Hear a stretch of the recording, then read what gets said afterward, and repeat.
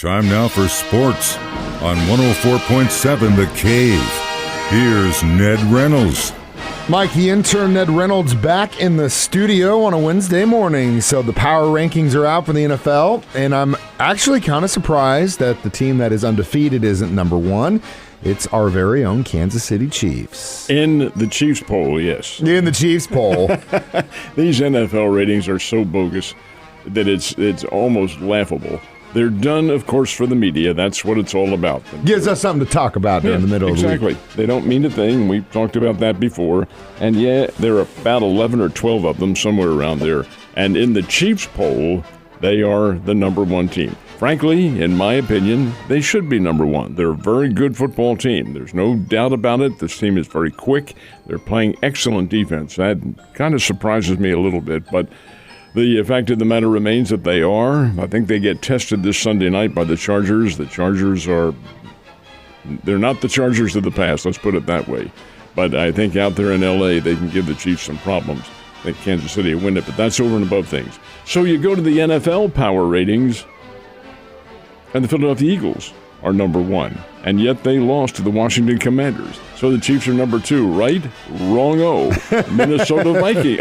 Buffalo Bills are number two. Minnesota Vikings number three, and the Chiefs are fourth? What kind of rankings are these? But they are the NFL power rankings. So I think there are 11 or 12 of them, Mike. They don't mean anything. Well, I hope that the defensive side of the ball for the Kansas City Chiefs isn't surprising you too much. This is something we've been begging for the last several years to match up with the offense. What surprises me a little bit is not so much they're playing good defense, it's the speed that they have on defense and their concept. They're putting a lot of pressure on the on the quarterbacks and the running backs and taking them right out of their rhythm. Now, that may be a product of the teams the Chiefs have played. That I don't know. But I do know that it's very impressive what they have done. If they can continue that, they're going to go a long way. They absolutely are. But at the same time, like you said at the beginning, power rankings don't mean anything. It's going to be what comes down on the field. And when the Chiefs play in that flex game on Sunday night, it looks like the Chargers might be getting back some guys they've been waiting for, including Keenan Allen. And when you get those receivers in there, I'm telling you, that team, Herbert, can hit those guys. When he's got those weapons, they are a dangerous team. All right, let's talk about baseball. Top managers. After voting, where are they, man? The top managers are two guys that everybody in baseball is quite familiar with. Terry Francona wins for the fourth time from the Cleveland Guardians. This is the fourth time he's won, and it's all been with the same team. That says something. Of course, the first three were the Cleveland Indians, but these are the Cleveland Guardians, and Terry Francona is just a really top-notch manager. He had some health problems, but did decide to come back this year, and it gains him a Manager of the Year award. The National League Manager of the Year is Buck Showalter of the New York Mets, and this is his fourth Manager of the Year prize. Difference is that Showalter has had 4 different teams with which he's won it. Also a fine manager and really a very good TV commentator, too, when he's not actually pursuing the profession of baseball in an active way. The guy's very good. So is Francona, 2 very worthwhile managers. Very, very deserving of that award. All right, we got Missouri State Bears basketball in town tonight. Is they playing in town tonight? They play in Provo, Utah. So they're on the road tonight. And this is a big test for the Bears. They opened up with a win. They're 1-0 on the year, but the win was against a Division II team. It's allowed. You can play one Division II team on your schedule, and the Bears did beat Missouri S&T and beat them handily.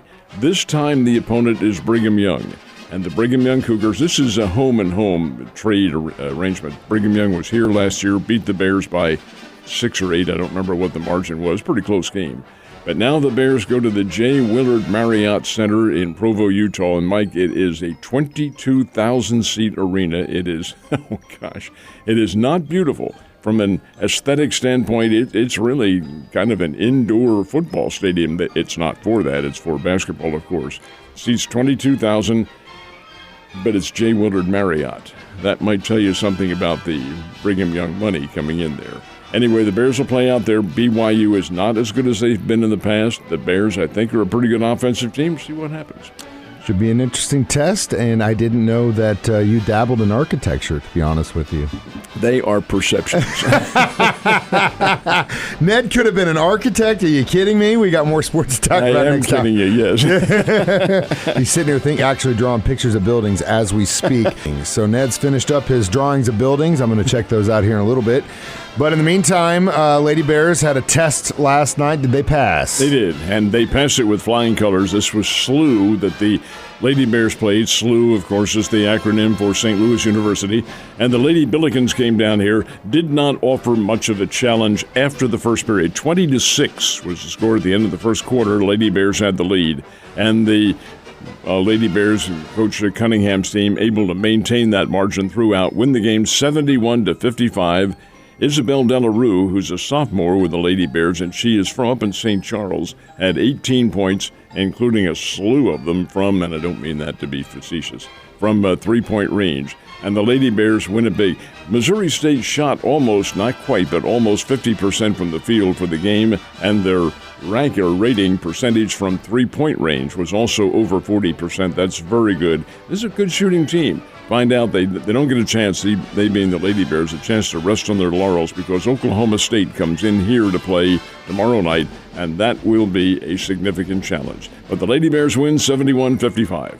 Good to hear, good to hear. All right, hopefully some of that can pass over to the men tonight when they're on the road in Utah. So tell me, they weren't the only ones playing college basketball last night. What are the other scores? There were several others that were very interesting. Missouri played. Their game wasn't interesting at all. They played Southern Illinois Edwardsville, SIUE, beat them 105-80. Mizzou won. North Carolina, the number one team in the country, playing Gardner-Webb. There are not many who are familiar with Gardner-Webb. They're a relatively speaking new Division I team. They've been around for about 15 years now, and they're from North Carolina, Boiling Springs. But Gardner-Webb gave North Carolina a pretty good fight. Tar Heels won 72-66. Kentucky, Michigan State, and Kansas Duke played a big-time television ratings grabber doubleheader. First game, Kentucky, Michigan State, double overtime, and Michigan State held off Kentucky 86-77, a game that either team could have won. And with a two-overtime game, KU and Duke was also a dandy, and KU won it to remain undefeated. Jayhawks 69, Duke 64. It was a dandy basketball game. Michigan State looking tough. They're unranked, interestingly enough. I know. And yet they have a very nice team. Izzo has put together some really good athletes. It's a team more than it is one player. And that team manifested itself with, I thought, a very nice way. Could have gone either way. Kentucky had their chances. Kentucky led most of the game, could not build on their margins at all. And then when their big guy, Tshiebwe, fouled out in the first overtime, ball game. Took advantage, and that's what the smart ones do. All right. We knew there would be kind of a shake-up in college football, not with the top, but beyond the four, do we have any kind of shuffling in the bowl rankings? Yes, some. The top four remain the same. Now, that's remaining the same as of this week. So if they were to have the playoffs starting this week, it would be Georgia against Texas Christian and Ohio State against Michigan. That Ohio State-Michigan matchup is not going to happen. Now, we have another series of games. Most of the teams have what you would call, to be sarcastic about it, walkover games, games they should win. Georgia, for instance, they're playing Kentucky. Kentucky's way down. Ohio State, Maryland. Maryland's Big Ten Conference, but Ohio State's much better than they are. The one of the top four that has a challenge is TCU. They're going to play Baylor. Now, Kansas State went in and whipped Baylor last week in Waco. But, this is an all-Texas matchup, TCU and Baylor, and they're really not very far away from each other, Waco and Fort Worth. This will be an interesting game. Tennessee is lurking there in fifth place. Southern Cal has only one loss. They are a playoff possibility, but all these teams have significant games remaining, and in Southern Cal's case, Southern Cal maintains a lot of tradition about their football program. They're Pac-12, of course, but one of their traditional rivals every year is Notre Dame. And they play Notre Dame in the Coliseum in Los Angeles Thanksgiving weekend. That always sells out. They'll have 85,000, 90,000 for that game, many of whom are Notre Dame fans, and Notre Dame's playing well. That'll be a big challenge.